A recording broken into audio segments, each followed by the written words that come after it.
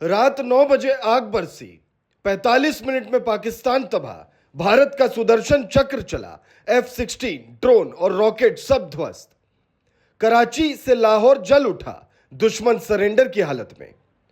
9 बजे रात का वक्त था जब पाकिस्तान ने अपने दुस्साहस की शुरुआत की।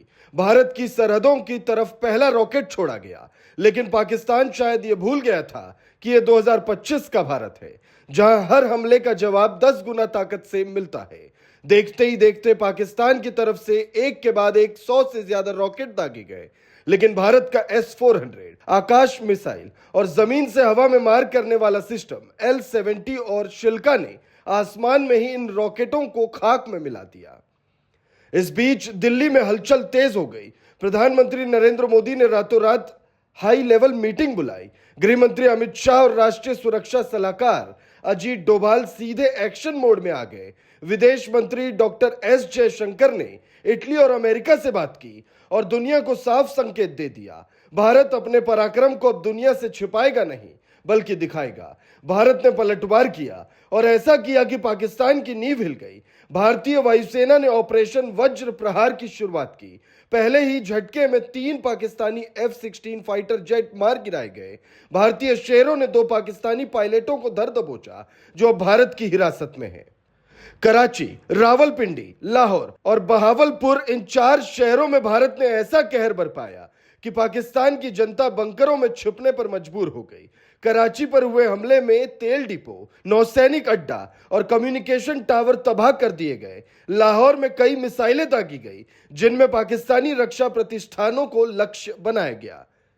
S-400, जिसे भारत का सुदर्शन चक्र कहा जाता है, उसने रॉकेट, ड्रोन और जेट फाइटरों को खेल खेल में मार गिराया। पाकिस्तान की सेना की हालत यह हो गई कि वो अपने ही बेस छोड़कर भागने लगे। उनके रेडार सिस्टम ध्वस्त हो चुके हैं। अब अगर कोई शादी का ड्रोन भी उड़ा दिया जाए तो रोकने वाला कोई नहीं बचा।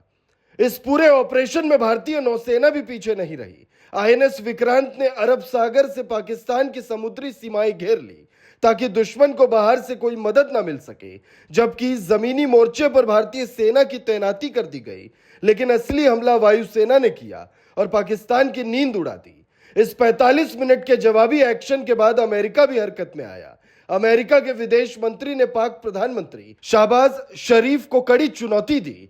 भारत से टकराने की कीमत बहुत भारी पड़ेगी। अब पाकिस्तान पूरी दुनिया के सामने घुटनों पर है।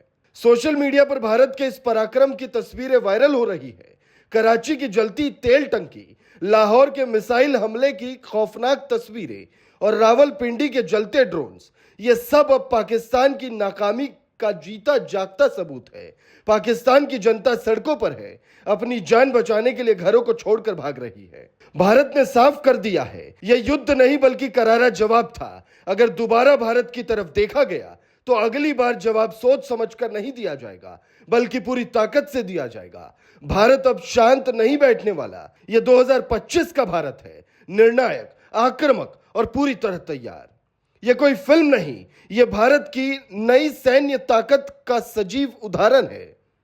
अब दुश्मन अगर आंख उठाएगा तो उसकी आंखें निकाल दी जाएगी। भारत अब झुकेगा नहीं, भारत अब रुकेगा नहीं। पाकिस्तान अब इतिहास बनने की राह पर है और यह इतिहास भारत के वीर सैनिकों के साहस से लिखा जाएगा।